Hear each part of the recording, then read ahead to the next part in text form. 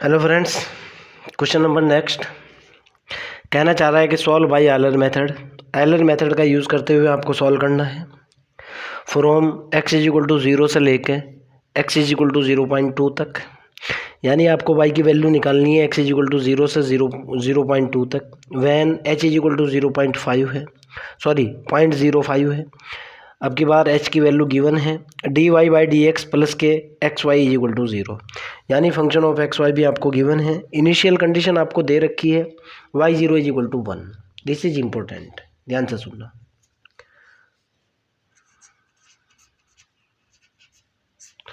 मेरे को गिवन है, given that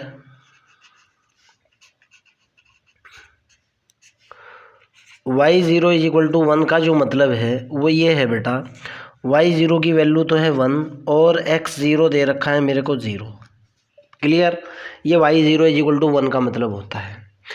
again dy by D x की जो वैल्यू मेरे को दे रखी है वो दे रखी है माइनस के एक्स वाई। आप खुद भी समझ सकते हो, उधर जाने के बाद माइनस हो जाएगा। But dy by D x क्या होता है भाई? dy बाई डी एक्स होता है F of X Y, X comma Y होता है। तो एफ ऑफ एक्स वाई की वैल्यू मेरे को अब दे दी गई है, एफ ऑफ एक्स वाई दे दिया गया है minus X comma Y with minus sign, ठीक है ना। एच की वैल्यू मेरे को पहले से ही गिवन है, एच इज इक्वल टू है 0.05।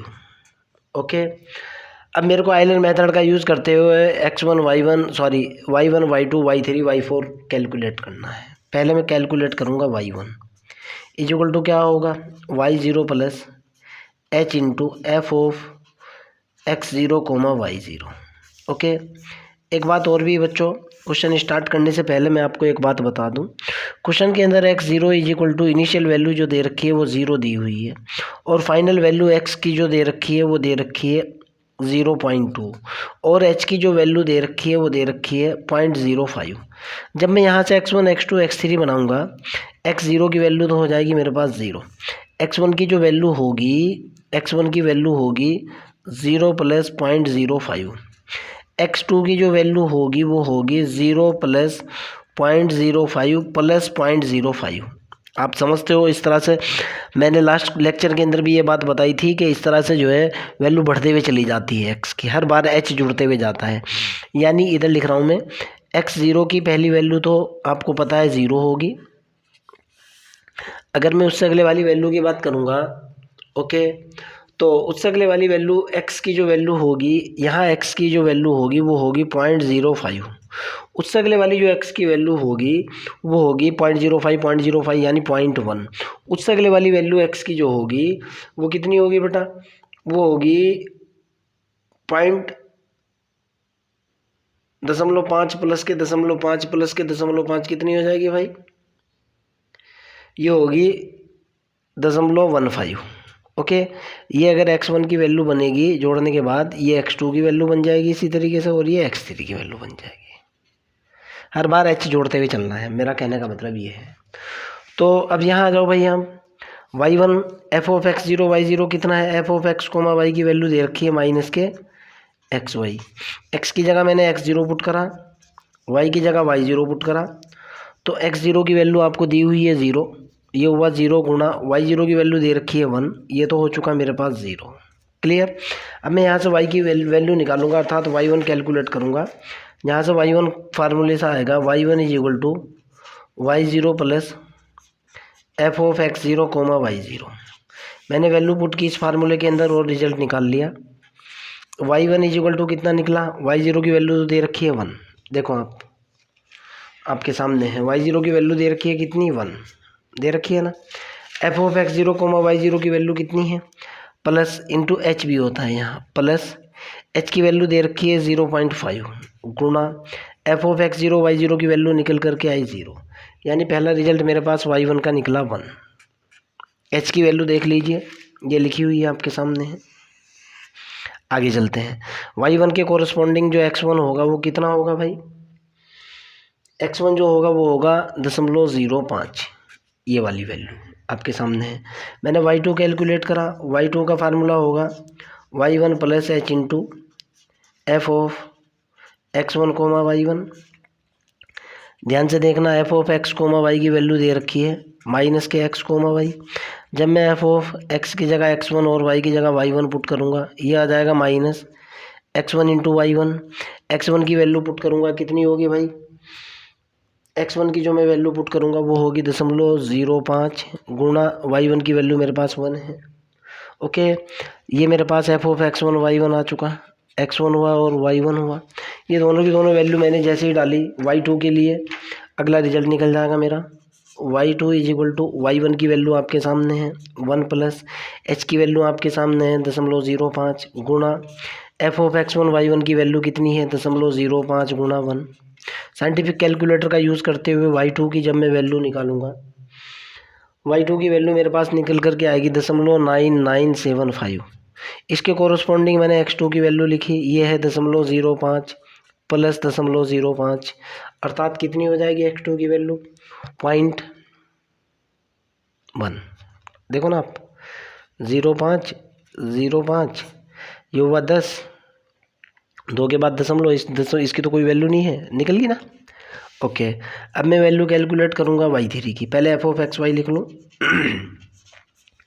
एफ ऑफ एक्स वाई की वैल्यू है माइनस के एक्स वाई। मैंने यहाँ से y3 कैलकुलेट करा, फार्मूला होता है y2 plus h into F of x2 comma y2। तो यहाँ से y3 की वैल्यू निकल करके आई। y2 की वैल्यू देखो बेटा आप, y2 की वैल्यू 0.9975 तो ये है, गुणा h की वैल्यू है 0.05। एफ ऑफ x2 y2 देखता हूँ मैं, F of x2 comma y2 की वैल्यू कितनी होगी भाई? यहाँ से देखो, F of x2 comma y2 ये हो जाएगा माइनस के x2 कोमा y2, और F of x2 comma y2 की वैल्यू, x2 की वैल्यू भी मेरे पास है 0.1 गुणा y2 की वैल्यू है 0.9975। मैंने यहाँ वैल्यू पुट की, यहाँ एफ ऑफ x2 y2 की वैल्यू पुट कर दी, ये निकला 1 गुणा 0.9975। जब मैं इसको कैलकुलेट करूँगा, y3 का जो रिजल्ट निकल करके आएगा वो होगा साइंटिफिक कैलकुलेटर के बाद 0.997, सॉरी, ये y3 जो होगा ये होगा, y3 की जो वैल्यू होगी वो कितनी होगी 0.9925 125। ओके, अब अगले वाले रिजल्ट की तरफ चलते हैं। अगला रिजल्ट कैलकुलेट कर लेता हूँ, एक और भी देख लेते हैं y4 वाला रिजल्ट। y3 तो ये निकल चुका। अगर मैं y4 की बात करता हूँ भाई, y4 का फार्मूला क्या होगा? सेम, बहुत इजी है यार ये। y4 इज इक्वल टू होगा y3 plus h into F of x3 comma y3, फिर एफ ऑफ एक्स वाई पे आ जाए, हर बार स्टेप रिपीट होता है। माइनस के एक्स कोमा वाई है, फिर मैंने वैल्यू पुट करी, ये x3 डाला, ये y3 डाला, बराबर हो जाएगा माइनस के x3 इंटू y3। देखो भाई, y3 की वैल्यू कितनी हो जाएगी अब की बार, x3 की वैल्यू कितनी हो जाएगी भाई? x3 की वैल्यू, ये वाली वैल्यू पुट करूँगा मैं यहाँ, x3 की वैल्यू कितनी होगी भाई? जब मैं y3 कैलकुलेट करूँगा तो x3 की वैल्यू होगी 0.15। x3 कितना हुआ मेरे पास भाई? लिख लेता हूँ मैं, x3 है मेरे पास 0.15, y3 मेरे पास पहले से ही कैलकुलेटेड है 0.9925 125। मैंने यहाँ वैल्यू डाली, ये हुआ F of x3 comma y3 is equal to x3 की वैल्यू डाली माइनस के 0.15 गुणा 0.9925 125। यहाँ इस फार्मूले के अंदर एफ ऑफ x3 y3 डाला। मैं कह रहा हूँ कि putting F of x3 comma y3 in above formula,